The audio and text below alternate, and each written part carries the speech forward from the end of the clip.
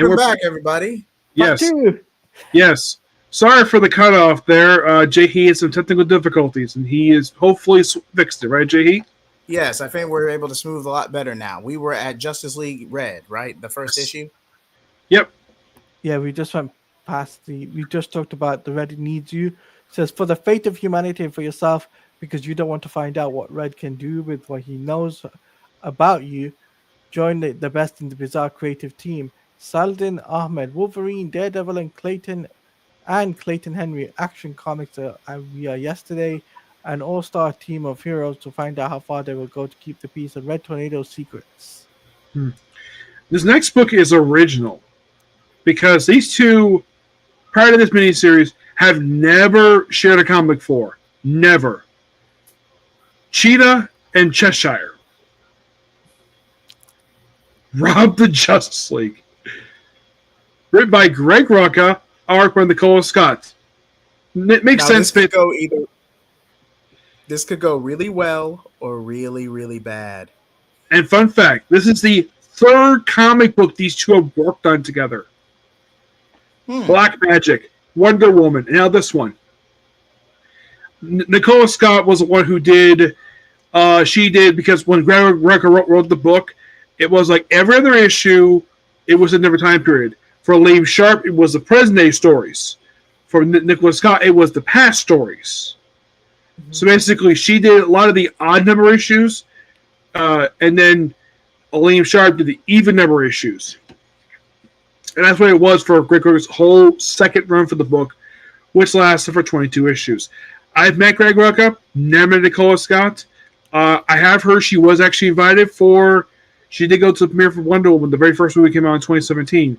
She mentioned in an interview that the only person who could not able to go to this was George Perez. It was like every single person working on Wonder Woman at that point was invited to Wonder Woman's premiere, but he was the one confirmed not to go because he probably was I don't think he was suffering health issues at that point. I think he maybe was busy with stuff. Being busy. Possibly.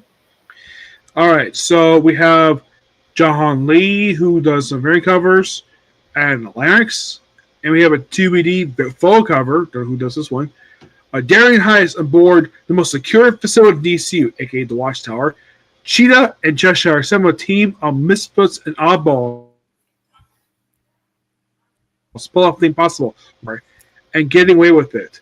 All stands is in pulling off Darren Heiss' history are a few tiny complications, such as the most complicated order platform ever constructed, its AI-driven security system, and one other thing, the smartest, most powerful superheroes in DCU.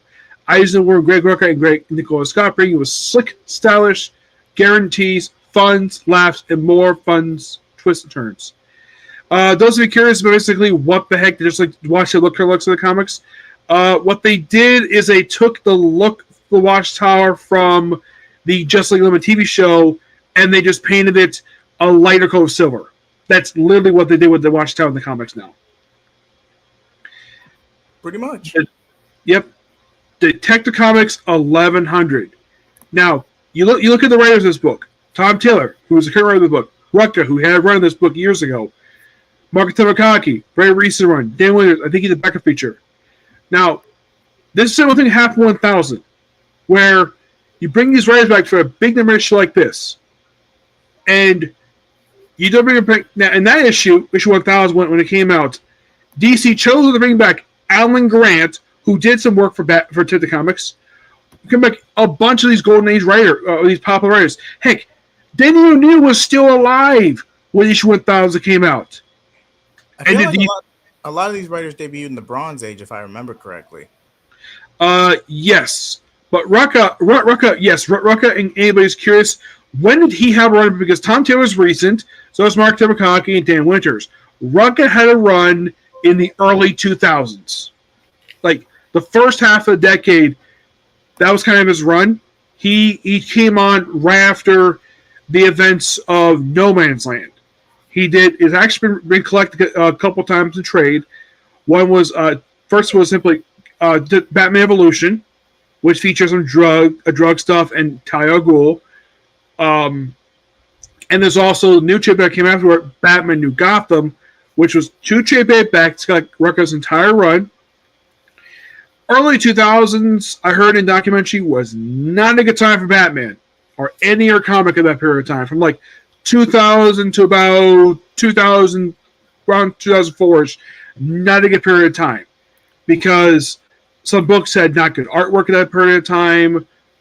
It felt like DC did not know what they were doing at that period of time. Heck, they had an editor who came on board, was not very well respected by the Batman writers, so they even fucking prison after him. And the guy's name was Bob Schreck. And they hold prison after him because he was not very well liked. Because DC Comics had forced Danny O'Neill into retirement because they want to go a different direction. I've heard a documentary. Heck, I've even heard Chuck Dixon himself talk about this. And Dixon should have been invited to do this issue. Because he actually had a very lengthy run in this comic. He pretty much wrote almost all the issues released in the 1990s. That was all him. But does he come back? No, because DC doesn't like Chuck Dixon for some weird reason. He's not blackballed. He just... I can't think he's busy doing something else, but you could bring him back to a short story. It's like, bring in the writers, some writers from the last few years, and one from like 20 years ago wrote this book. And you couldn't go back any further? You couldn't bring back... Well, I guess Alan Grant's not around anymore. You could bring back Chuck Dixon, Peter Mulligan might be interesting. He still writes comics. He may not have a popular run, but that's my issue when it comes to DC Comics and this series. When you have this big issue like this, you should have brought back more writers than just 4. But 1100 is a milestone issue. I think we can all agree on that. Yeah. Okay, the artwork here is Mikel Janin, Alvarez, Martina Beno, Aman Clay Nalpin, Bill Sienkiewicz. Hey, what's up, Tevye? Cover is Mikel Janin. Variant cover, Jock, Frank Miller. That kind of makes a little sense. Bill Sienkiewicz. Like variant cover, Brendan Ronaldo and Dave Johnson. I'm happy Jock got a chance to variant cover for this one. I'm very happy he got a chance to do it because he did quite possibly one of the most popular stories in the last 25 years. Black Mirror. So, thank you, DC Comics, for bringing him in, and probably also because he's on good terms with them. I know I get ranty about something like this, but it's Batman, one of my favorite characters, and I don't like the fact when certain creators are not that for an issue like this. Indeed. But I don't even think we actually read the synopsis itself. In March 1937, a comic book published that changed the world we know as we know it. Now, 1,099 issues later, some of the comics' top talents have gathered to celebrate the comic that birthed a legend. Tom Taylor and Mikel Janin join forces once again to tell a heartfelt and action-packed story of Batman rescuing a young boy's best friend, Greg Rucka. Oh, it's an anthology piece. Okay. Mm-hmm. And but some people might think this when it comes to this issue. Some people might think, like in the case of Superman, who's been practically every single issue of Action Comics, even though he kind of hasn't. Batman did not make his debut in issue 1. No. Casual fans may not know this. They think, Detective Comics, Batman's book has been his book for decades. He was first appearance not issue 1, but issue 27. The character who actually made his debut in issue number 1 was a character who was a DC ripoff of the Shadow, the Crimson Avenger. And the cover is very racist. The very first issue of Detective Comics. Another Nightwing by Dan Winters. Which is interesting, the fact that they have Dan Winters. I think, if I remember correctly, he did do a backup feature for Batman, but he never did main writing work for Batman, for Detective. He never did the main work. Mark Tamakagi did. She did. She took over after Tomasi left, and she was the second to most recent right before Tom Taylor, because she was succeeded in the book by Ram V. And that led to Shadows of the Bat, if I remember correctly. Shadows of the Bat came just before that. Okay. Yeah, what's up, Real Talk Productions? Yeah, because Tamakagi came on board with issue 1034. That was the first issue. And she left. Her last issue was just before Ram V started his 2-year epic on the book. Yes. Which, if that might as well have been basically Phantom of the Opera in comic book form because that run was dragged out. Yeah, and the ending, I do agree with the ending. People's opinion about it. Why the heck would Ram V end with Gotham sitting on fire and Batman's like, oh, it's like you couldn't have somebody put the fires out and have a very happy ending to your run? Nope, let's just basically have it where buildings are on fire in the city. And I criticize basically Ram V for that. That's the only thing. I enjoy Ram V's work. I don't think he's a terrible writer. It's just that the ending of the run could have been better. Nightwing must overcome the creature that has taken over Titan's tower and rescue his allies from its fifth-dimensional prison. But trapped in time warps and bad dreams, those who escape may be changed forever. Okay, before we continue, some might be curious, like, is Titan's tower, are they still based in Bloodhaven? No, they're not. After the events of Absolute Power, they moved back to New York City to the tower they had when Dan Abney wrote the book for the previous volume. The run people actually liked before they had the change after Dark Knight's Middle. The back that tower, I think it's a rebuilt tower because they use the same tower for Titan's Academy.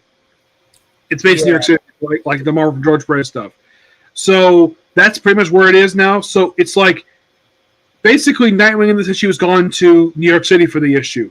He's still technically placed in Bloodhaven. DC has not changed where he's based at all. He's been stationed in Bloodhaven since I believe the second story arc of this volume, which was released back in 2016 because I think the book came out twice a month at that point. Bi-weekly, yep. Yeah. So it's been like that way for the past 9 years. So no, Nightwing has not changed towns. He just basically in Titan's Tower for this issue because you don't have to have basically the superhero team based in your city. I mean, the Justice League has never been based in Gotham. They basically have done some missions in Gotham, but they never had the base there. They had a base over in a place called a fictional town called Happy Harbor, a.k.a. Mount Justice, the same place where the Unjust TV show took place. Yes. But since the 70s, mostly, with the exception from the late 80s until like the late 90s, they were based on Earth and embassies. Like New York City, one in Paris, Europe, stuff like that. Batgirl 10. Which, surprisingly enough, it's good. It is good. This is a good run. I cannot critique it. It could be better, but it's pretty good. I'm sure people are probably just thanking DC Comics for giving Cassie another chance at a solo title. Written by Tate Bromball, art by Takeshi Miyazawa, cover by David Talaski, variant by Tran Nugent. The Batgirl must die in an action-packed second chapter of the Three Swords. The unburied have sent their greatest assassin to kill Cassandra Cain for the sins of her mother.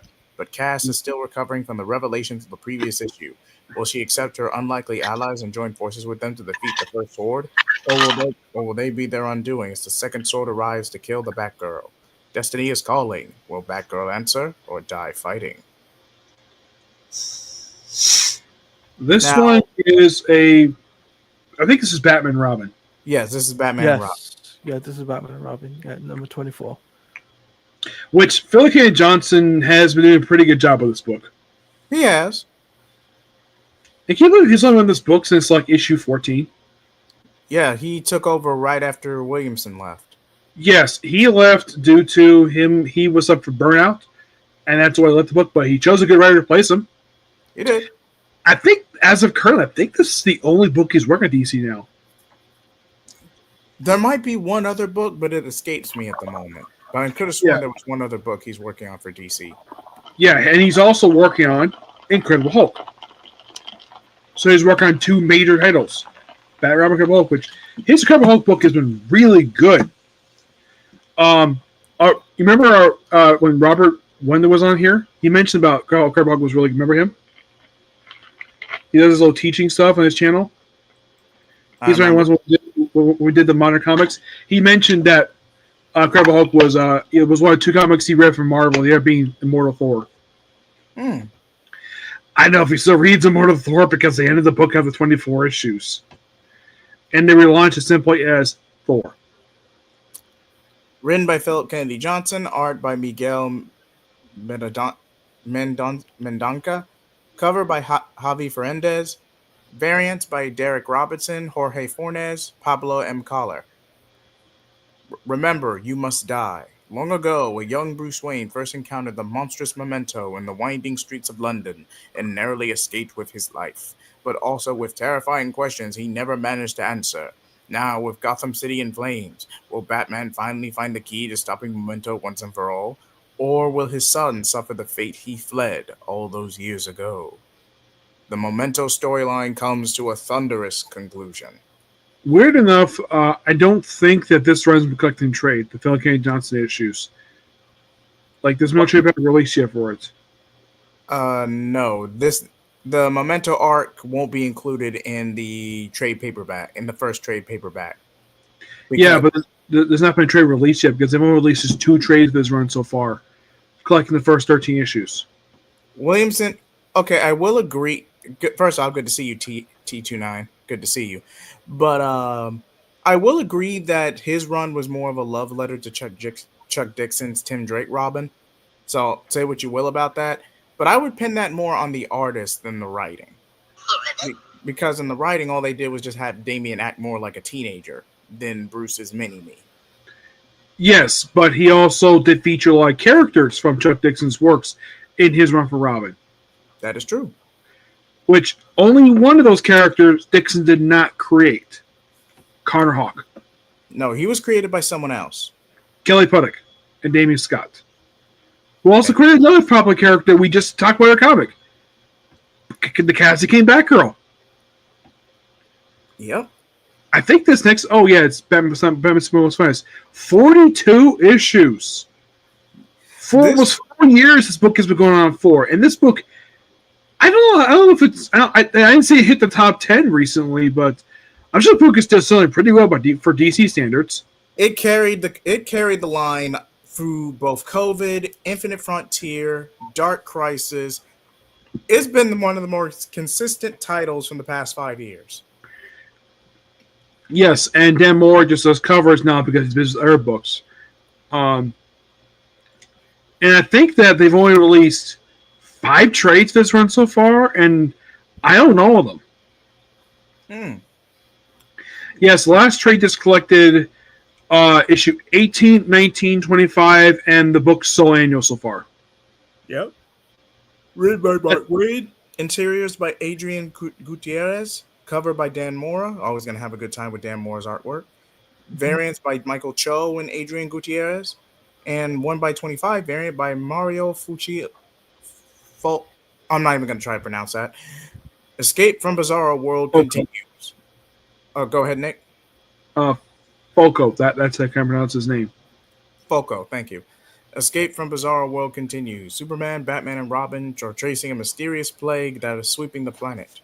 Found Patient Zero. The only cure to Bizarro is to eradicate him.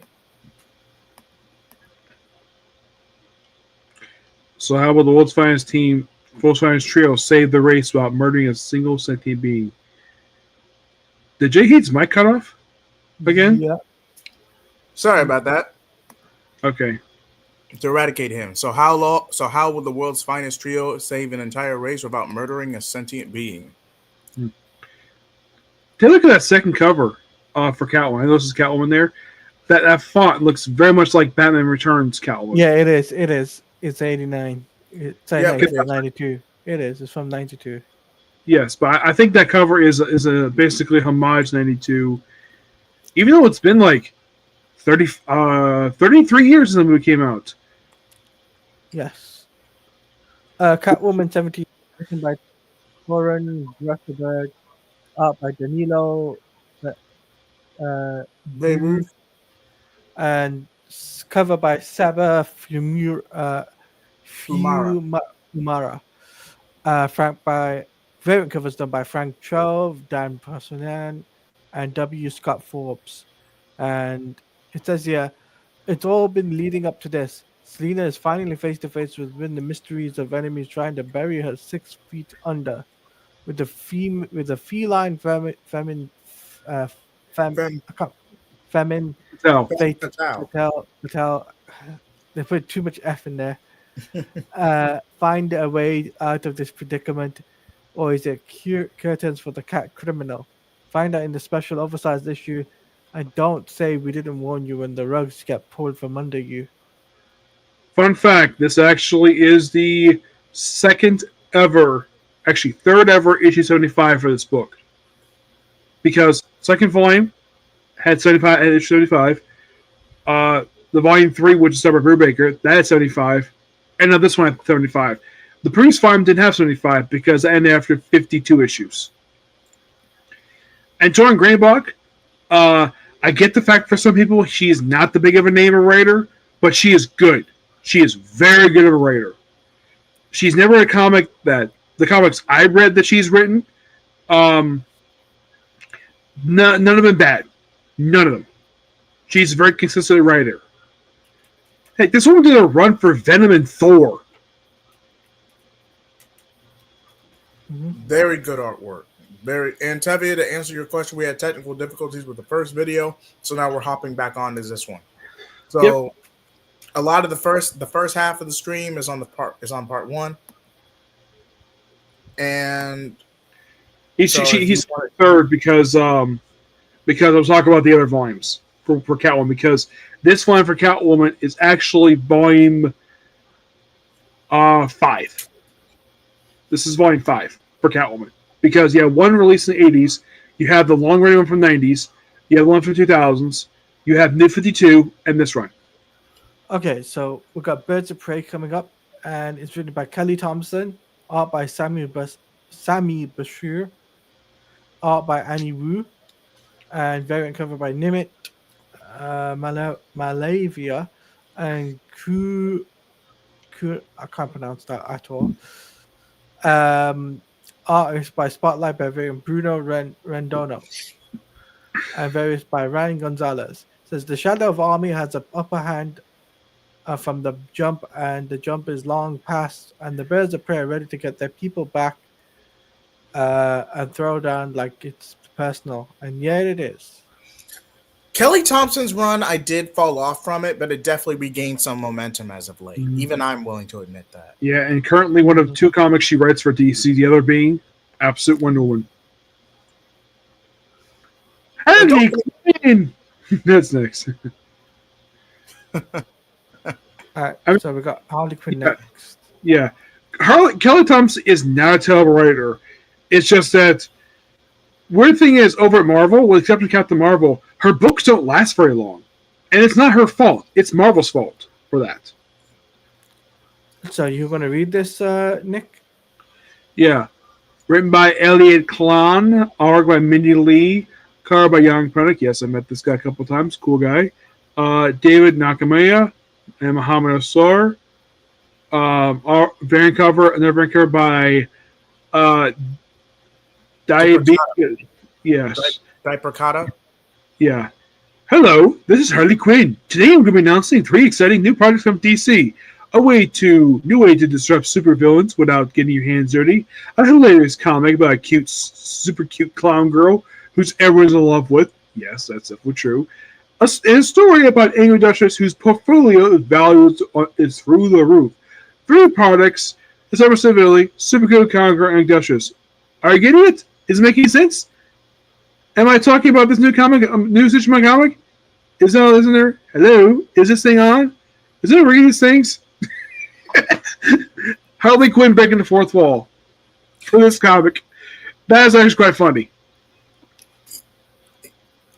So only certain characters can get away with that. That's all I'm going to say on that. Like, well, don't think very often. Oh, look, it's Poison Ivy.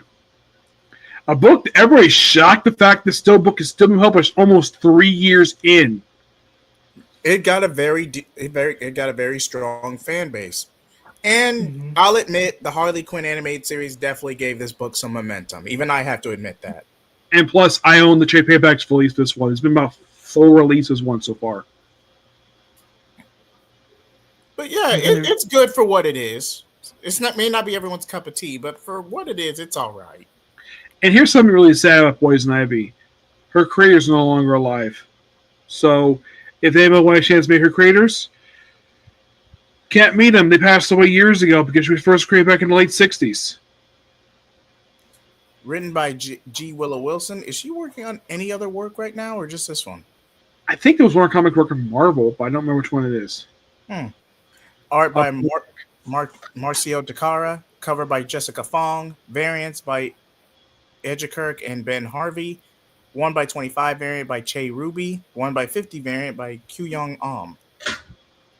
The Order of the Green's Knight's leadership hangs in the balance as Poison Ivy and the Gardener go head-to-head in a brutal fight to see who will control the organization and who will be stripped of their power, and perhaps even more.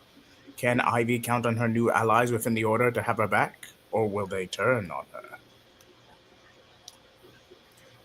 I'm sorry, this is the first time we've gotten an Aquaman book in like 5 years, and I am enjoying every page of it.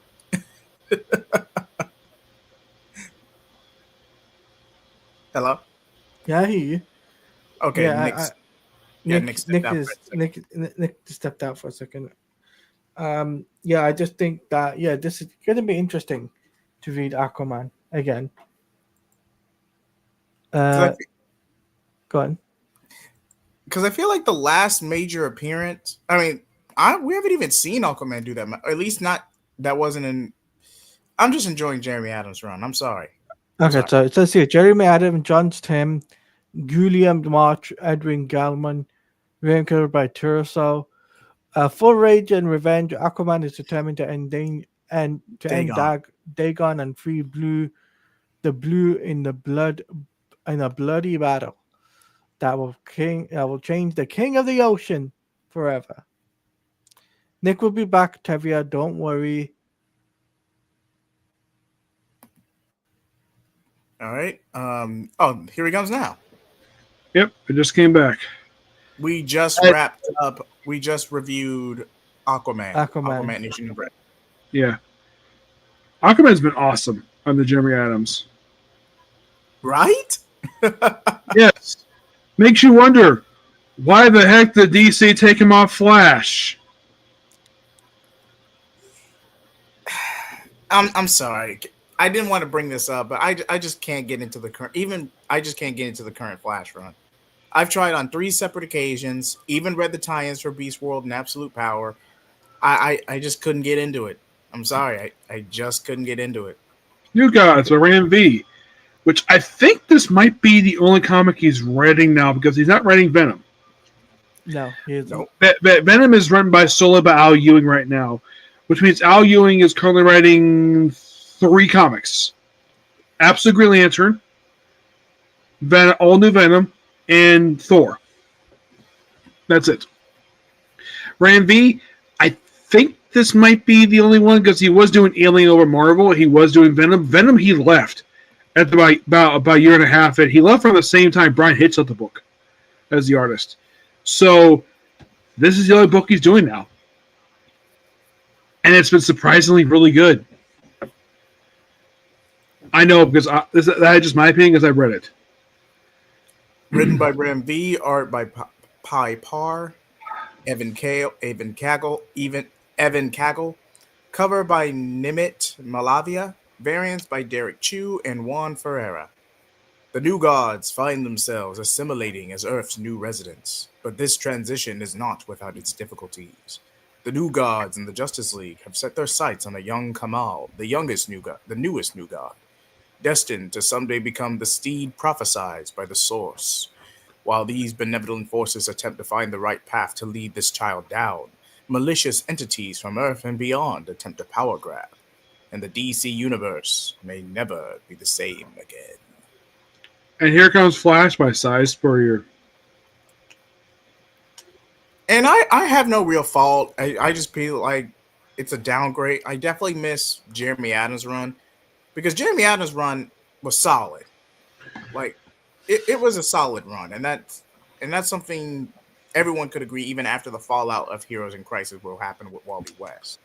Yep. Simon Spurrier tries to go for a more horror aesthetic, especially in the early volumes, but I just couldn't get into it. I don't think horror works for Barry. It doesn't. Or excuse me, Wally. It doesn't work for him. Like I would say more sci-fi stuff works for him than horror. Like there's nothing against Simon Spurrier as a writer. He's done some good work. It's just that, did he write Flash? No. It's like a mutual friend of Tevye and mine and I, where it's like we have a writer who had really popular for a couple of years, and they remove them, and then just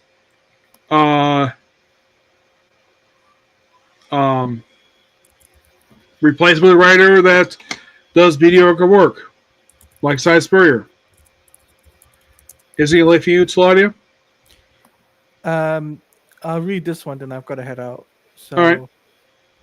So it says The Flash 24, written by Simon Spurrier, art by Vaskov George V, cover by David, but I can't pronounce the surname.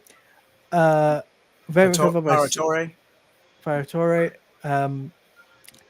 Variant covers by Serge Akuna and Mahmoud Asra. Variant covers by Bruno Randono. It says, with the eclipse of the rogue's surface surging across the surface of the moon, eclipse so shifts the Earth into further darkness as Jay West and the Flash find their dog Foxy. But will one of them tempt Flash destroy the Flash family's quest to turn the tide? When did Flash have a dog? It's recently established. I want to say in issue 18 or 19. Okay, because I've never remembered him have a dog before. And now we have Green Arrow by Chris Cannon, another writer who, like the case of Harley Quinn, I don't know who this writer is.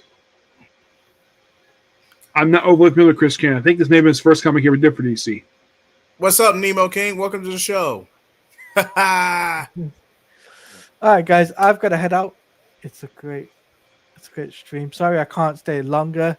I know I did say to Jay I would be here for an hour, so kind of got overboard. Hey, man, I appreciate you coming out to the show, man. I know it was last minute. Anything you want to promote before you head out? Yeah, Wednesday I'll be doing a stream with Robert, as we're going to be discussing Absolute Martian Manhunter, the latest 2 issues.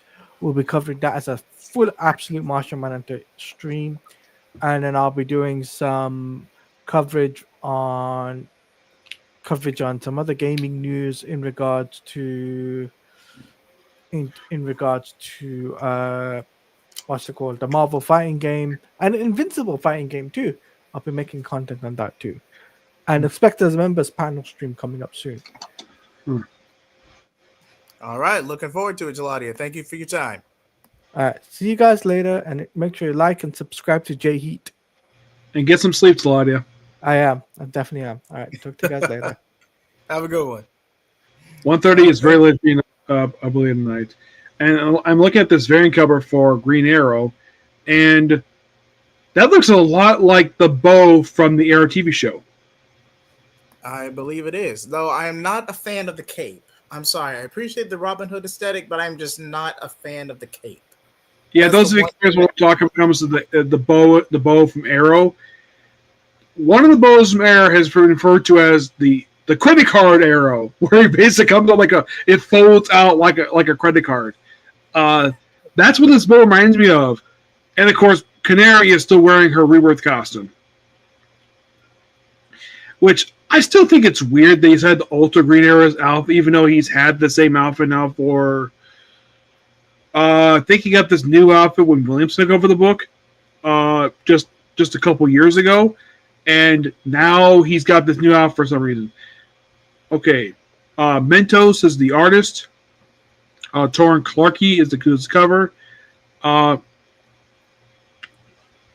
Gavin Gertie. Gertie and Britta was a little burp. Art Snow is missing. Green Arrow seeks motives, methods, and mysterious and deadly Crimson Archer. Leland finds her father's bed empty. Every time we're too late. Oh my gosh. I'm sorry, is this Hal Jordan with a bronze sword? Kind of looks like it, but you think with a sword. Kind of looks like Mjolnir he's holding. The way it looks like Mjolnir. I'm like, I guess that Jeremy Adams must be very cheeky with that because he writes his book too. I think this is Green Lantern. Yep. Another book by Jeremy Adams, and it's good. And like, okay, so I tend to wonder, why was it taking on Flash if it's doing this such good work on Green Lantern and Aquaman? Artwork by V. Ken Maron, art by Dave Patra and Sir Acuna, artwork by Bernard Renato, Norm Rampant, Chris Campea. Storm, the Starbreaker Supremacy, Part 3. How does an emotionless lantern train an emotional dragon? Only one way to find out. The avatars of emotion are free, and our cadre lanterns lead an attack to knock out the Sorrow Lantern and bring back emotion to the rest of the universe. But with the Starbreaker Supremacy devouring the power of the stars themselves, the GLC must race against the clock or lose everything. The Sorrow Lantern is something from War Journal. That's right. That's where I came from. And I still tend to ask this basically every time I see this. Like, how the heck did Sinestro get a Red Lantern ring? Because I was reading Green Lantern, it just randomly like, oh look, here's Sinestro with a red with a red ring. I'm like, he's part of the he has the fear ring. Why is he red now? Sinestro has been known to get angry, but not to the point, not to that kind of. Angry, there are only two distinctive points you'll ever see Sinestro completely furious. Anything involving his daughter, and when he was originally deposed from his home planet by Hal. Outside of those two instances, you'll never truly see Sinestro angry. Conniving, yes. Frustrated, absolutely, but never angry. Yep, and when he found out, when he suspected, we read I think it was Sinestro, where it's by Colin Bunn, it's like, oh, there's this traitor in the Sinestro Corps, and he executes these 3 random lanterns. And he finds who the traitor is. The keeper of the Book of Parallax, Lays the Dark. And basically her punishment for betraying him is to sleep with him. That's Colin Bunn for you. Wait, weren't they kind of always a thing on and off, or am I misremembering? But they never slept together prior to that. And it is my theory that his son, from Sinister Sons, is hers. Yes, because his wife has been long dead, and that's the only woman he slept with. So that's the mom. And the thing is, Period Tomasi has never revealed who the mother is for that one. I'm like, really? You created this character and you can't reveal who the mom is? You reveal who the father is, but not who the mom is? That makes no sense. And not even that. Zod and Sinestro, if you really are going to create a villainous Super Sons, why Sinestro and Zod? That feels like such a mismatch. And well, the thing is, at least Zod had a son prior to this. It's already established, but all you did was just retool Lower Zod and or Chris Cannon, call it a day. I mean, you didn't really. And also, he basically shaved part of his head too. You see that? Oh, I see it. Where he's like part of his hair shaved off. Like some guys like do it like nowadays. They like part of the hair long, part of the face like he's a punk. I'm like, why? Why is this necessary? His father is freaking awesome as he is. Yes, he's got a beard, obviously. Oh, also, I didn't tell you this. I picked this up from Barnes and Noble. Nice. Hold on. Let me put you in solo. Nice. And also, at one point in this book, let's see if I can find it here. Here we go. If you can see it here. He looks like Terrence Stamp with this outfit, doesn't he? He does. I wonder if basically the artist for Joe Kelly basically was doing that on purpose. Possibly. Oh, and those of you wondering what we're talking about, Sinestro with a red lantern ring. Let me get a good picture of it because that's what we're talking about right here. Sinestro with a red lantern ring. And so far, I've been reading Green Lantern. They have not explained how the heck this is possible. Like, it just, he's red. Was Razor canonized in this run or the previous one? This run. Okay, just want to make sure. He debuted at the start of the run, and supposedly Kilowog is dead, and um, Earth is in a quarantine. And apparently, As for according to it's really weird. And apparently, that the United planet is taken over by the Dominators for some reason. I think this is a and for cross Green with. I think this is a crossover with the main Green Lantern book. Yep, and part 2 is in Green Lantern Corps. We just read part 3, so Weird how they put it on here. Titans issue 26. I'm not going to spoil the most recent issue out right now, but just know Deathstroke is out of prison since Absolute Power. That's all I'm going to say on that. Well, actually, he came back to life at the start of this run. He was dead. He got killed in Dark Crisis. And then he was alive, which Layman has not explained how they came back to life, because if anybody read the final issue of Dark Crisis on Infinite Earths by Josh Williamson, he died. And now he's back. And it just felt like complete random. Oh, look at that cover there on the far left. It's Chris Burnham's cover, the same as that cover he used for the Unstoppable Doom Patrol. Yep. And is it just me, or is this issue cyborg centric? Given the fact he's in all 3 covers. And probably some synergy from the Doom Patrol show, which is mostly Garfield's pre-Titans team, but with the live action show out around the same time, they had to reshuffle a bit. Yeah, I'm not sure why they put Cyborg on Doom Patrol. I mean, it's just like okay, but Doom Patrol, a team he has no history with at all. He was the Beast Boy substitute because Beast Boy was already licensed out for the live action Titan show. Even though I heard later on they retconned Doom Patrol took place on different Earth. They did retcon it, but that's the meta and corporate explanation. Mm-hmm.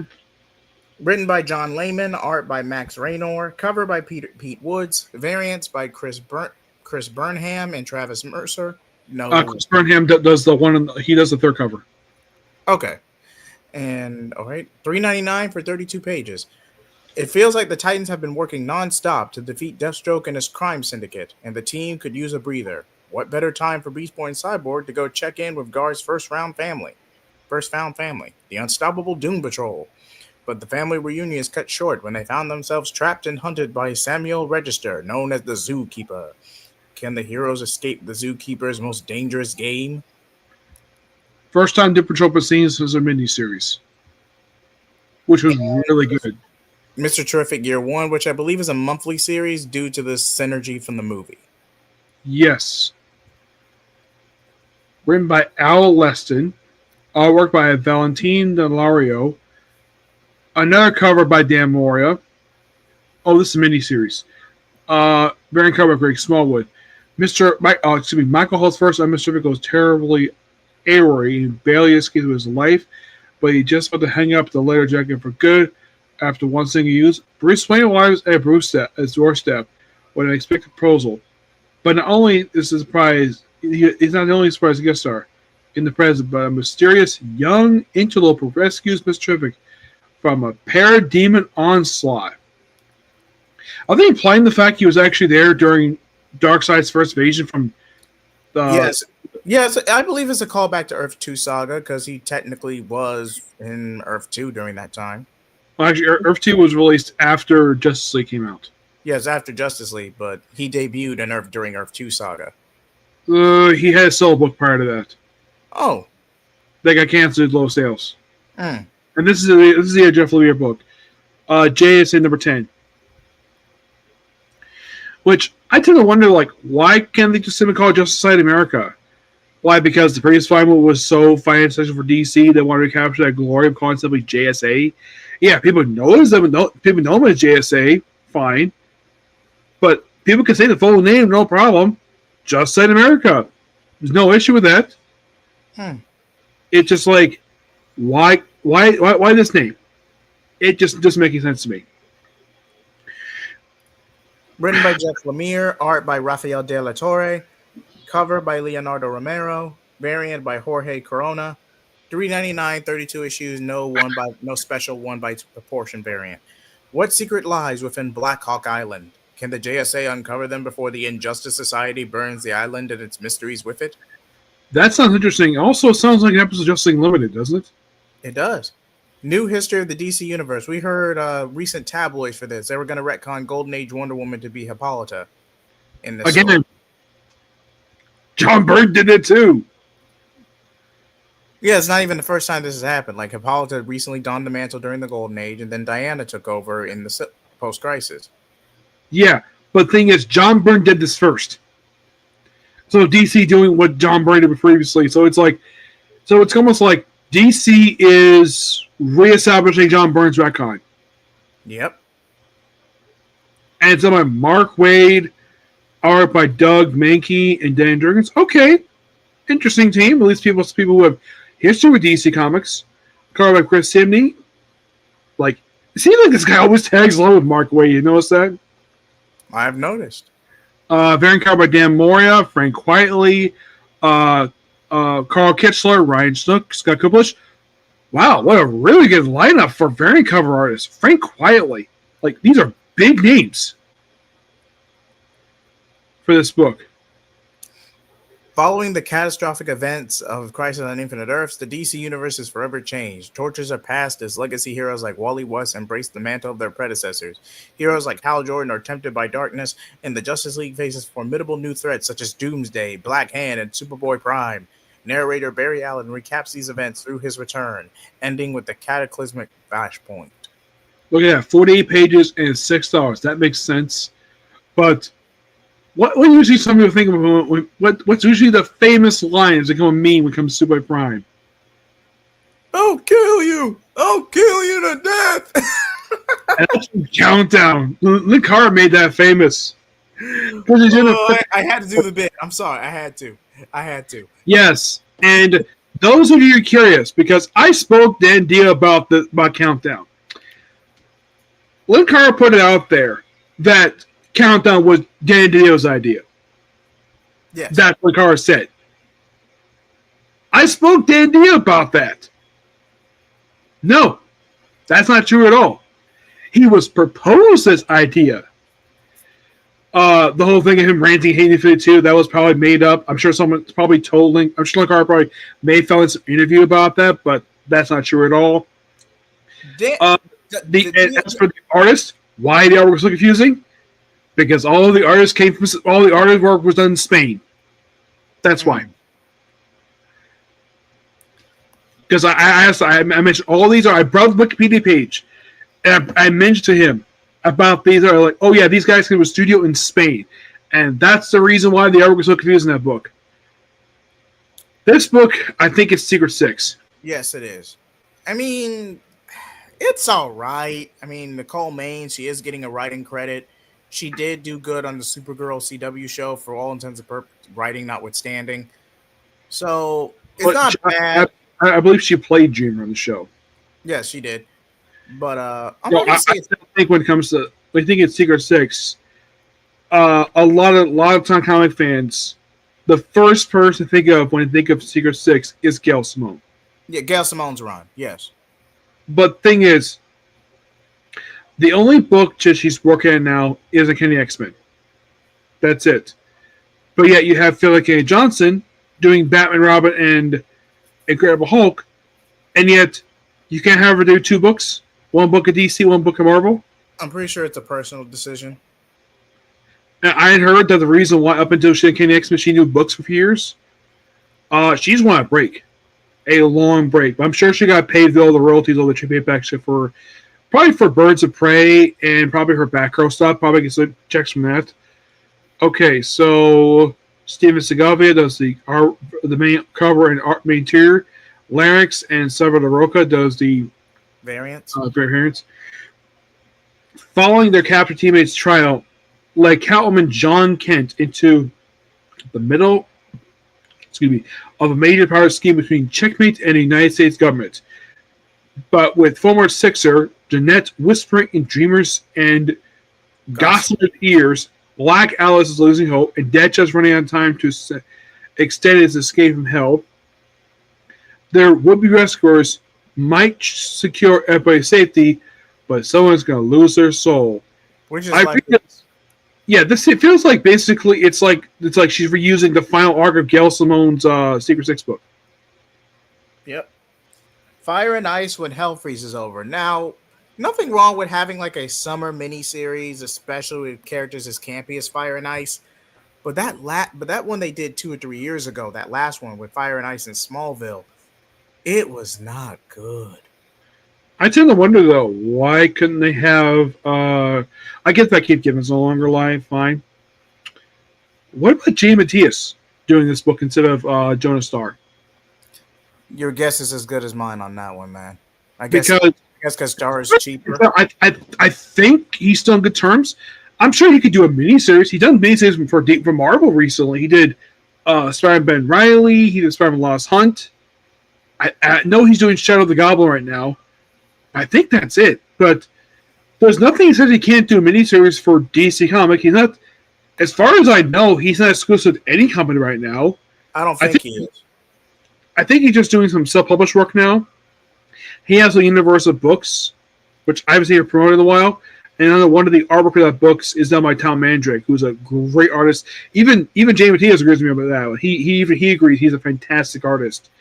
I never met Jay Matias, so I mostly have just chat with him on Twitter. Great guy to talk to on Twitter, by the way. Asked about certain comics, he probably answered your question. I have asked about the character Vermin. He just said he created him over in Captain America. He didn't have much to say about Vermin, but he had plenty to talk about when it came to Justin International, Craven's Last Hunt. He had plenty to talk about when it comes to that one. But Vermin, no, not much to talk about when it comes to him. I don't. Yeah. Also, I did ask him who came with the name change. He had no idea. Fire and Ice loyalties are put test in the bowels of hell as the demon Bob puts Beelzebub presents Ice with terrible rescue of her long dead mother and restores her light, both terrible costs. Meanwhile, Fire fights her purse demons and always sense that she may belong in hell forever. Interesting. This book, I believe, is Robin. I think it's Robin. Oh, but Rob Batman, Jason Todd. This is the sequel to Rob Batman. I think this is the third book he's Japanese work right now. Yes, he's doing this JSA, and he's a co-writer on a third book. Oh, there's also Batman. Also Flash to work on. Yeah, this is a follow-up. Is focused on Jason Todd. You have Justin Egan, the artwork ran covered by Robert Albuquerque, Clayton Crane. Met him. He's awesome. I've also met Kyle Holtz, too. Kyle Holtz, those of you not familiar with this artist, he co-created the character of Parker Robbins, a.k.a. The Hood. Those of you who may not be familiar with that character, he was practically the main villain of Bendis' New Avengers. Well, the second half of his run, anyways. Clayton Crane, he did some work for X-Force. He's one who created Wolverine's X-Force costume. If you ever watch Wolverine X-Men, everyone knows that black and gray costume on the show. Clayton Crane was one who created it. Robin has teamed up with a mysterious villain known as the Wraith. Yes, I'm familiar with this guy. Batman has been to save his new world from Sister Temptations of Evil. Can Dark Knight rescue Jason Todd? Prescription is complete, and if he can, is there any hope that the torturous look rehabilitated into a crime-fighting Batman to mold him? Okay, the Wrath. Those of you unfamiliar with this guy, he was a character debuted in the Batman special back in the 80s. Then he was brought back for following the story in Batman Confidential. He also appeared in art for Detective Comics by, I think it was John Layman, he wrote it, where it's like he wanted to buy Wayne Enterprises. And Bruce Wayne's like, no. So at the end of the story, he basically launched a tank to fire and destroy the police department with a freaking tank that he built. He took the money to rebuild, and Commissioner Gordon's like, yeah, thanks for the offer to build our police station, Bruce. But, just like Bruce Wayne about this, but it's like, I'm taking his money because he was the one who destroyed our police precinct. And this is something though. A year one reach issue 10. Could this be possibly the first year one comic to have 12 issues? Possibly. Mark Waid and Chris Simony do the writing, Chris Simony the artwork, fan covered by Dan Moore and Chris Poose and Cully Hammer the artwork. Batman and Robin travel back during its wall as Project Gimli goes to full effect. Can a diamond find out the General's plan or Gotham be lost forever? Oh look, another Bat book. This is Dark Patterns. I really enjoy Dark Patterns. I thought the book ended, but then I saw a comic store I go to recently. This book is still being published. I'm shocked the fact this book's published. And this book is so good. Have you read this book, Jade? I have. Would you agree it's very good? It's very good. Yeah. If DC basically want to push this ongoing, go right ahead. Because I'm sure this book is probably selling pretty well for them. Especially as the artwork is gorgeous in this book. I think Dan Winters writes this book.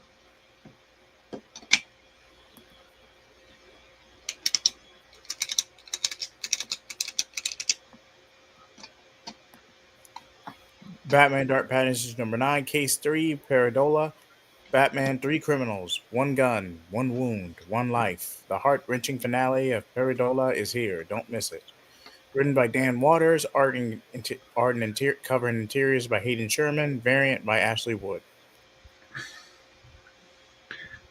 Batman, The Long Halloween, The Last Halloween, number 9. Written by Jeff Loeb. Art, Chris Sim. Cover, Tim Sill. Probably done before he passed away. Variant covers, Chris Simney. And Juanjo Garnado? Yes. 2 shocking secrets revealed that threaten to irreparably change Batman's...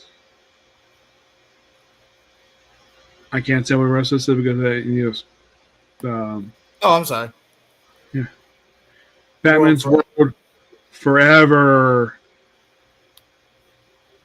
What's this book? Batman Gotham by Gaslight, A League for Justice. Oh, it's a long-way sequel to Kryptonian Age. Yep. Oh yeah, and in this continuity, Smallville is a western town, and Superman is the sheriff. Which makes sense. Yeah, and and who was the Green Lantern in this book? It's Alan Scott. Written by Andy Diggle, who wrote the previous book. Leonardo Fernandez, who's the interior and the cover. Art by, looks like very cover by Clayton Crane and Chorizo.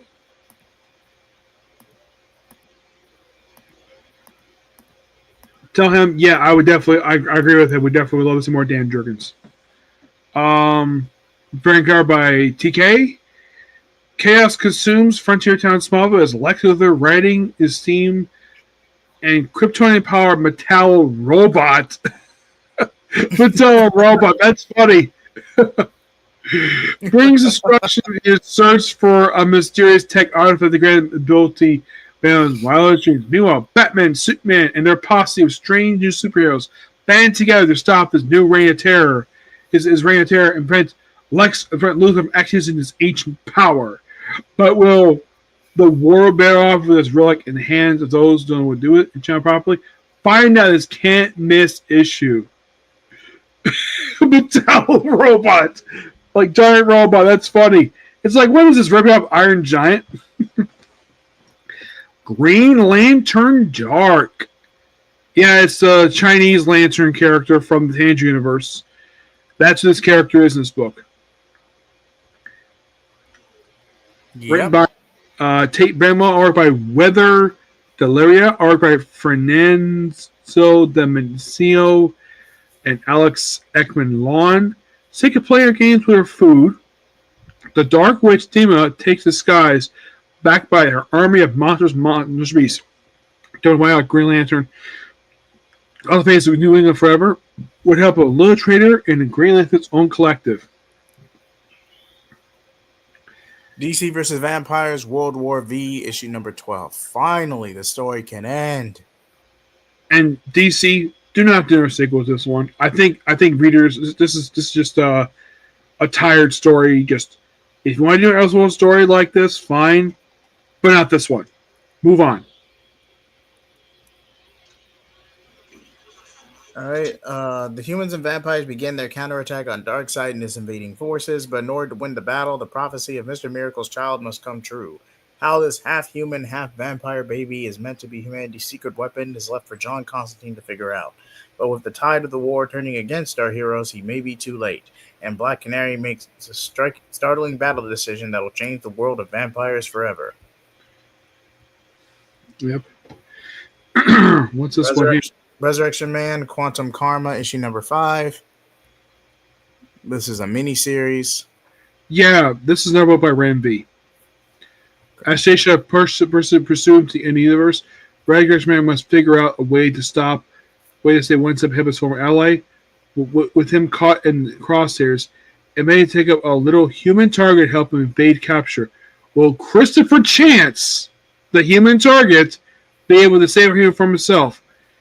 Interesting, the fact this is a book bringing us returns. It's the last time anybody saw this guy. Was in the Human Target book by Tom King. That looks like Joker. It looks like a new printing of Joker by Brian Azzarello. Yep. Facsimile re-release of Detective Comics 880. Yeah. Which, don't anywhere with that one. It's part of the Black Mirror, which is, I think that was the penultimate issue of that storyline because I believe it ended issue 81. Facsimile probably went number 1. I think this year marks 25 years since her debut. Yeah, because she did debut in... No, she debuted in BTAS at the tail. She debuted at the tail end of BTAS. In comics. Okay, her comic debut was in... Yeah, her comic... I thought... Yeah, it was in 2000. It was right at 2000. So basically 25 years for her. This one here looks like Batman 163 Giant Size Special. Basically, an immediate... The experience it's the finale of Hush 2 Part 1. So they're gonna split this up. Okay. Facts of 23. I believe this was the first appearance of Lex Luthor. I believe so as well. Yep. Teen Titans Go, issue number 6. For kids, move on. Okay. Superpower Universe End. This is an all-in book. Titans Together. Apparently Cyborg didn't get a focus chapter in the Kami Garcia series. Nope. Grayson and Damian ended up splitting one. Raven got the first one. Beast Boy got the second. Starfire got a separate book. Starfire got a separate book, but Blackfire played as but Blackfire was the obvious villain. And Raven's adoptive sister, I want to say she debuted in the Robin book, but I could be wrong. You know, she has a sister. Huh? Yeah, I'm still here. Okay. Merry Little Batman, probably entitled to the movie. That movie's got to be like what, almost 3 years old at this point? Yeah. Okay. Peacemaker and Vigilante. Peacemaker presents The Vigilante. Eagly double feature. I think it's a trade paperback. I believe so as well. Yep. Shazam! Welcome to our overlords. Yeah, this is a collection of Joseph Campbell's work. All in the end, which is a trade paperback for the Atom Project. Yep. Which this miniseries I finished reading, but this was really good. So this is another good one. Challengers of the Unknown. I believe this was the 5th line for the book, and they chose a good writer, Christopher Chantwell. He did an amazing job with this book. Metamorpho, likely in synergy for the movie. Yeah, I think it was miniseries 2 by Al Ewing. Two-Face. Yeah. I think it was 12 issues, this book. Yep, but this connects the first half. Yeah. DC Finest Supergirl Body and Soul. Now, this is a deep one. Okay, I think I know the reason why they're releasing this one now, in August. Okay. Peter David's passing. Yep, in tribute to him. Yep, which I met him. Cool guy. Easy to find aesthetic. This one, I'm not sure why they released this one now because you know how long it's been since his creator passed away? 7 years. He passed away in 08. Wait. Yeah, that's right. McDuffie did pass in 08. Yeah. I guess as a tribute to his passing. I'm trying to think, like, oh wait, that was like 17 years ago he passed away? Yep, 17 years. Yeah. Or it could be also because of the anniversary. And this is a compact book of Long Home, which I own this trade in regular size form. Absolute edition of Crisis on Infinite Earths. Probably a bunch of new stuff here. Birds of Prey. Birds of Prey, the first volume. This is the omnibus collecting the book, which, as far as I can tell, this series has been this volume is almost entirely in trade, but not all of it. Robert Venditti's Green Lantern run, omnibus. Yep. Which it wasn't a terrible run per se. It's just that there's stuff with it. Now this is shocking to me because this series here, this run, I don't think DC ever finished collecting it. They just stopped after I think like 1 or 2 trades, and now we have an omnibus for a 60-issue comic book. Yep. And no, it's the whole thing. It is 888 pages for $125. That's not bad price. Let's see how much it collects here. Because this was 62 issues. Oh, this is like the first half of the book. Yeah, this is the first half. Yeah. So my guess volume 2 will cap with the rest off. Okay. Jonah Hex All-Star Western. Nice. Oh my gosh. How long has it been since Jonah Hex trade was released? And that's the entire book. Yeah, that's the entire run. Because for the longest time, there has not been a new trade paperback released for Jonah Hex for years. Compendium, I think this is like all the black and white stuff. Yep, the entire, because it includes, black and white issue, all 6 issues. All 3 volumes plus the backup feature from Batman Gotham Knights. And I want to say there was a backup story, and the backup stories from Batman Brave and the Bold. Yes, you can tell. Yep, from Brave and Bold 1 to 14. Blue Beetle, Jaime Reyes, book 3. I think this is the last one for this one. But they don't list all the issues collected in there for some reason. Swamp Thing. By Lynn and Kelly Jones, deluxe edition. This, I believe, was the some of the stuff. This is basically like whatever Kelly Jones worked on for the character for Swamp Thing. Yep. American Vampire, book 2. Scott Snyder and James Tynion, the 4th Justice League run. Which was amazing. I own all of it pretty much to payback. Which they include, looks like up the rest of the run there, 39. They also included Batman the Last miniseries, Grim Knight, DC Event Special, and Yevon Hell Arisen. I'm surprised they included all those extra stuff. Even though they already had separate they already had separate trades because Batman the Laughs and Grim Knight were collecting one trade. Year Event Special and Year of Villain Hell Arisen had all to pay back. And there's anybody reads this book was amazing. It clearly, you can tell, you see reading this book that Scott Snyder loved writing these characters. He loved it.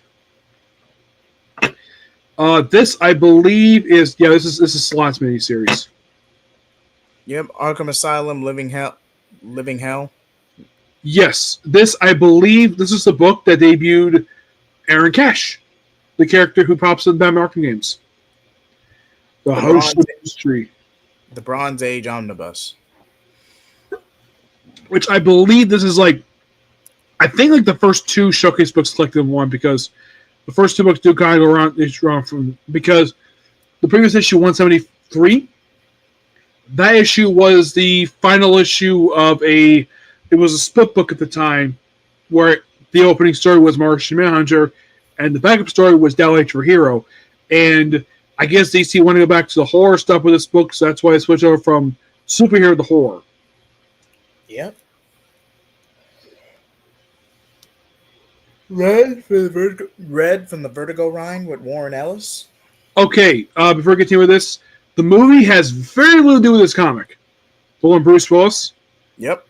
he's like the only character from this comic who appears in the movie. Everyone else does not appear in the movie at all. Red Hood and the Outlaws, a webtoon spinoff from Wayne Family Adventures. It's like they adapted the Scott Liddell book for this book. I think they did. But they got Patrick Young. Yep.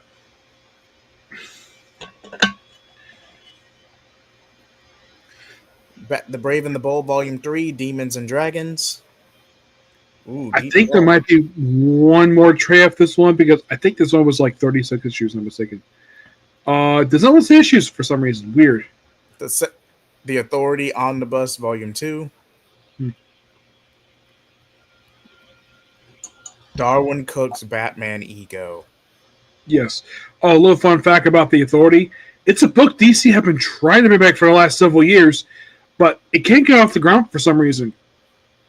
Like, because people don't want this to come back. People want books like Wildcats to come back, and it did.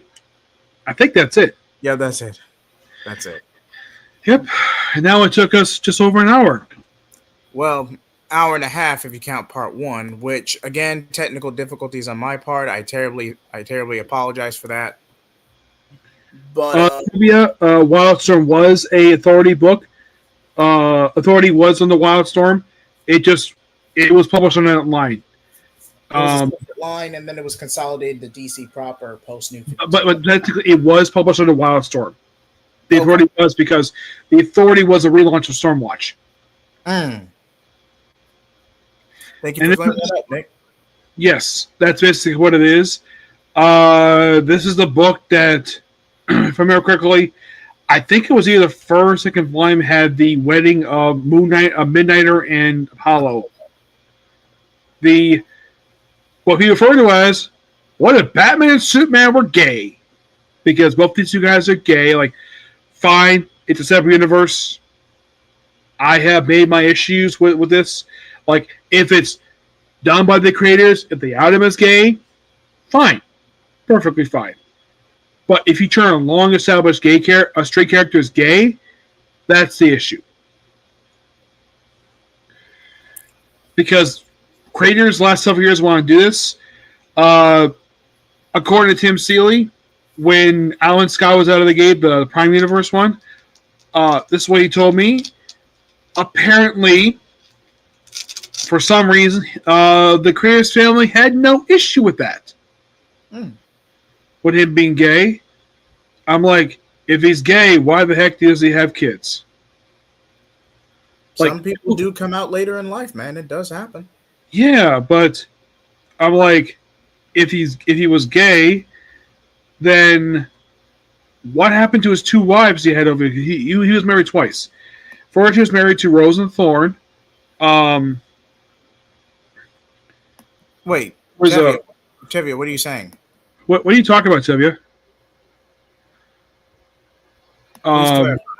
Yeah, please clarify. His second wife was the first person who named Harley Quinn, not Harley Quinzel. This is a separate character, Golden Age, where Harley Quinn was one word, not two separate words, where she wore a jester outfit, and she was Alan Scott's secretary for years. And then later on, she outed herself to Alan Scott that she was Harley Quinn. And then that she's in love with him all the time. And they actually got married just prior to the first crisis. Oh, okay. Okay. Tivia, I heard that from Tim Sheridan. He told me that. Which, fine. Which, by all means, especially if the family, the estate's okay with it, by all means. But with that being said, if you're making a comic or making a story decision to spite Comicsgate or own the chuds or whatever, you're not doing it in good faith. You're not telling an overarching story. You're not doing it in an organic way.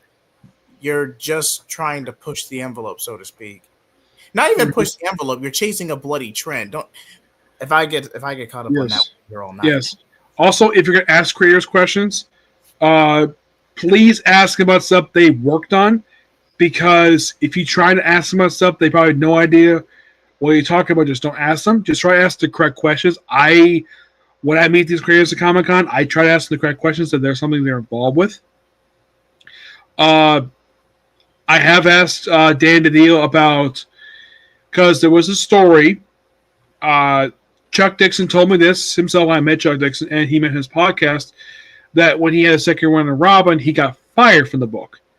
I did ask Dan DiDio about it, if he knew anything about it. He said that he had nothing to do with his firing. That was not his department. That was probably somebody in Batman editorial doing that, who fired him from that book. And there was a book he worked on, which was Richard Dragon, which was 12 issues. And according to him, it was he who suggested Chuck do Richard Dragon. He was also the one who suggested him to Robin. That was all him. Yeah, I know it's all trivia, but you can tell all about stuff when you go to the Comic-Con. So just, if you're curious about something for a comic book, ask the creators. Provided, of course, they're still alive to answer the question. Because there are certain questions I would like to ask certain creators. I can't ask them because they passed away. There are some creators I never get to anybody passed away. I never met Lean Ween. Never met the guy. Never met Danny O'Neill. I've seen George President, never talked to him. I've never met Marv Hope, but he's still alive. So, trying to think here. I've never met Jeff Johns. He's been at Comic-Con I've been to, but the problem was he had a really long line because you know how popular the guy is. Usually, I meet a lot of these creators usually at Tampa Bay Comic-Con or Meg Orlando. Meg Orlando is a great place to meet comic creators because if you see their page when it comes to time for Comic-Con, it is long. Oh my gosh, it's so freaking long. The only problem is basically certain creators I want to meet basically just simply not there when I go because I only go one day because money. Yep. It can be like that sometimes. Yep. Next Comic-Con I'm going to is Tampa Comic-Con in August. Which they do have one big name going. Are you curious, Shahid? I am. G. Willow Wilson is going. And I'm bringing for her to sign the first trade for Poison Ivy. And I'm asking her questions about Miss Marvel as well, along with this book. Like, I'm going to ask her how does she feel about the actress playing her in live action, because technically she did create the character. She's credited. For some reason, I'm not sure why, there's an editor who, for some reason, claims to have credit for creating Kamala Khan, despite the fact that G. Willow Wilson's credited for creating Kamala Khan. Have you heard about this? I have. I'm like, I don't know how this editor can claim that she created Kamala Khan, despite the fact that G. Willow Wilson was the original writer. I mean, the only way I can definitely confirm that it was edited for this group was Birds of Prey. According to Chuck Dixon, it was Jordan Gorfinger, the guy's name is. He was an editor, and DC would not allow full-time editors to take basically credit for something they created. I think DC has credited them for creating Birds of Prey because I did see his name on there, but originally they wouldn't credit him. But now they have credited him. Thank you so much for the trivia, Nick. Yep. Yeah, Karen Bale was like, man, I've been to Comic-Con in a while. Yeah, it is expensive, but I would probably recommend there are some creators that do charge for autographs. Not all of them. And try go for certain booths that has really good discounts. Like, I go to a booth. There's one booth I go to. I try to find every time I go there, where you can get 4 trades for $20. And some trades you can get really cheap. I go for trade paperbacks over individual comics because I like to have that stuff. That's what I recommend, Cameron. And try to save money. Yes, it's expensive, but try to save money so you have plenty of money. And also be sure ahead of time, be sure you have a job. Because having a job can help we pay for this stuff. Just like Jahi and I, we both have jobs. We do. Yes. And that's how I'm able to basically afford to go to Comic-Con. And also try to have, like, if you can afford it, you can probably do the weekend pass. But I don't do weekend passes. I just do one day because it gets expensive. Occasionally, the only Comic-Con I've done more than one day is Tampa Bay. The second time I'm doing it.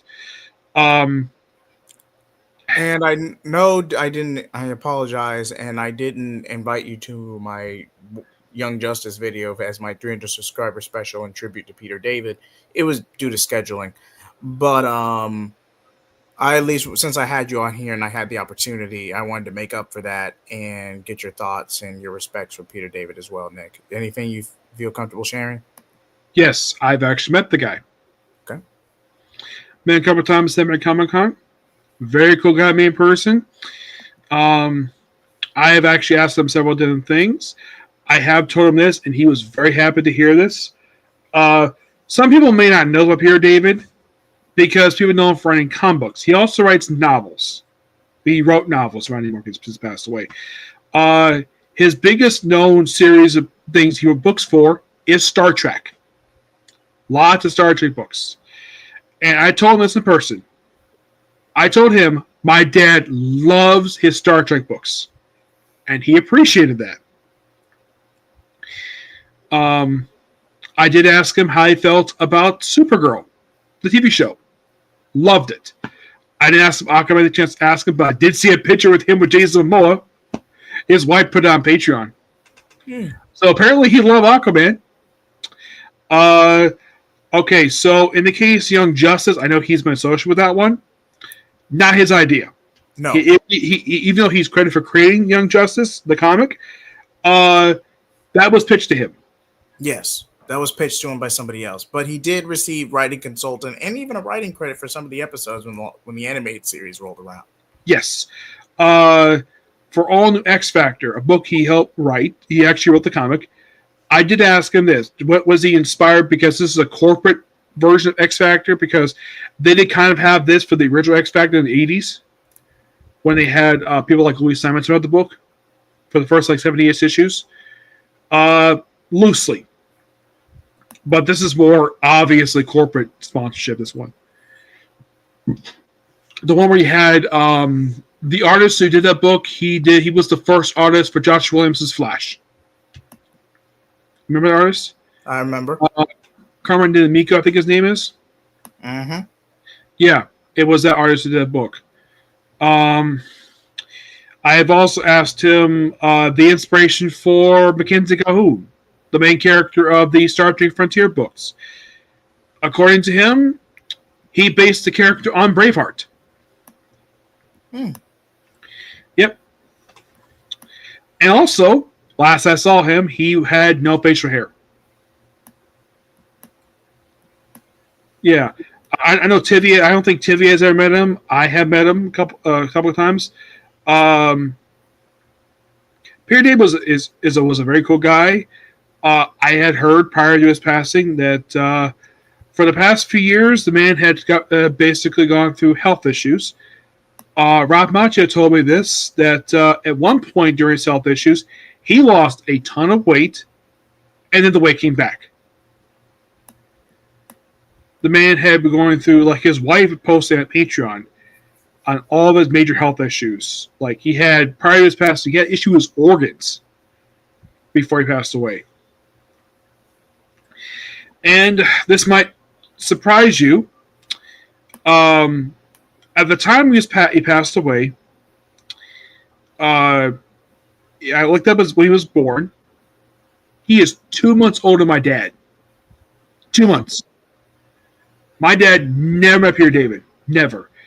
I suggested maybe we should meet him because he loved his books. I have no idea why Tivia, why the comic industry didn't help him.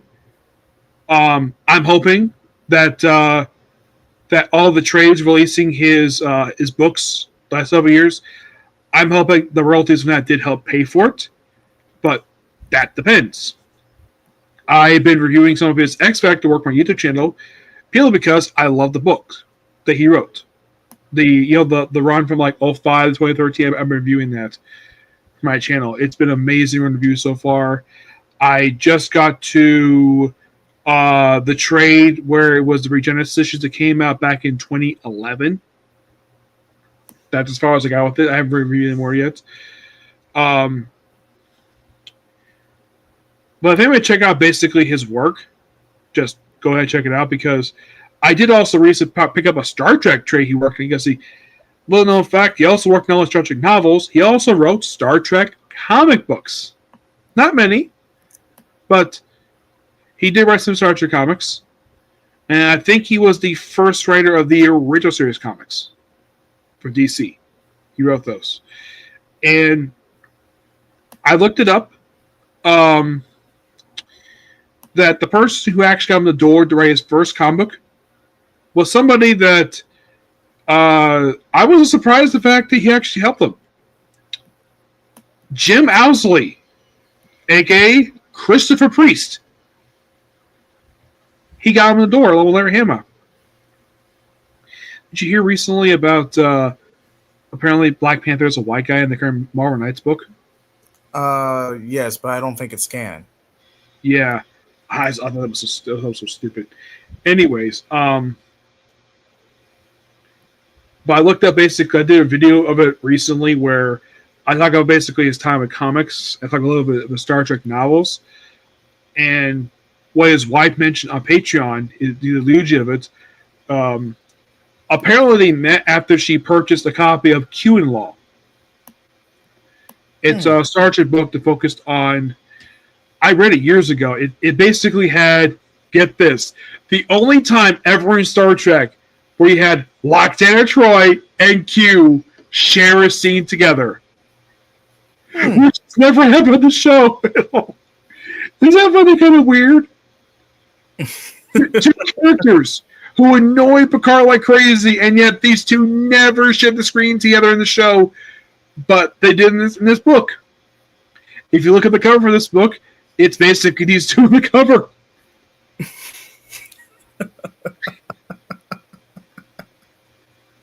And he also co-wrote another book that Nakara got a copy of one of his hauls, IQ. A book he co-wrote with Q's actor, John Delancey. Yep. So here's our Grand Pierre David. Young Justice, X Factor, Aquaman, Supergirl. His Star Trek novels. He wrote a bunch of them. Look them up. His Spider-Man work. Tons of Spider-Man work. He wrote a lot of Spider-Man. The most important character for Spider-Man, Miguel O'Hara, Spider-Man 29, which I hope that Sony sent him a royalty check for that, because I'm sure they pay a lot better than Marvel did, given how Marvel Studios treated Jim Starlin. Oh, he got the man. It was not pretty.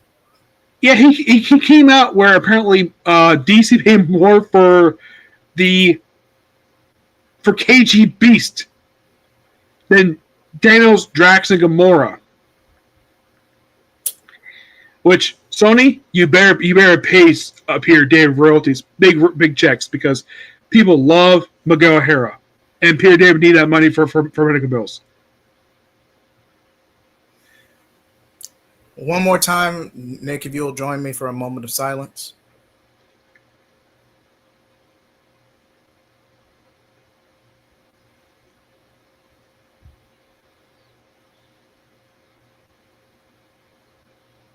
Thank you. But what all that means, go ahead. He will be missed. He will be missed. Final thoughts? Anything outside of this crazy experience where we had to break the stream into two parts? Yeah. Well, I might have a couple more videos for tonight that I might have to go to bed because I have to get ready for work in the morning. I do have a few anime come up tomorrow, some comic corners, and I'm probably gonna be also reviewing some more Doctor Who, classic Doctor Who. Nice. Yep. As for me, you can find me here on J Heat Blaze, J Heat 75. I do videos, gaming, animes. Oh, I almost forgot. Our next Anime Blaze episode is not going to be JoJo. Unfortunately, we're going to take a bit of a breather out in JoJo. But to hold you over, we're going to do Overlord: The Sacred Kingdom, the recent movie that came out based on volume 19. I want to say Sacred Kingdom. Nick. It was adapted from volumes. I think it was 12 and 13. 12 and 13. Okay, my mistake. So yes, technically, chronologically, it does take place before season 4, but it takes place before the war they had during the second half of season 4. Yeah, that's chronologically takes place. As a matter of fact, the kingdom the show the movie is meant it brings up. It is referenced in the show in the first episode as briefly as one of the allies of the Sorcerer Kingdom, and I will bring up some stuff related to novels and because there's some stuff the Impress puts in those books that I don't agree with. We'll talk about that when we talk about that video. Alrighty then. And I believe we have also Comic Play is coming too. Yep. We were pushing for Nightfall this go around, correct? I think we were going to do first John Byrne's Superman. John Byrne Superman. That's right. John Byrne Superman. We were building up the Nightfall. Okay. Yep. All right. We'll keep y'all posted on that. Deadpool Wolverine. Deadpool, yes. I'm collaborating with my brother Kid Takeoff and Taladia. We're just trying to set a date, but we will keep y'all posted on that. So stay tuned because I really want to get Deadpool and Wolverine in before the end of the year.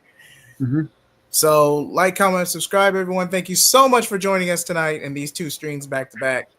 Flame off.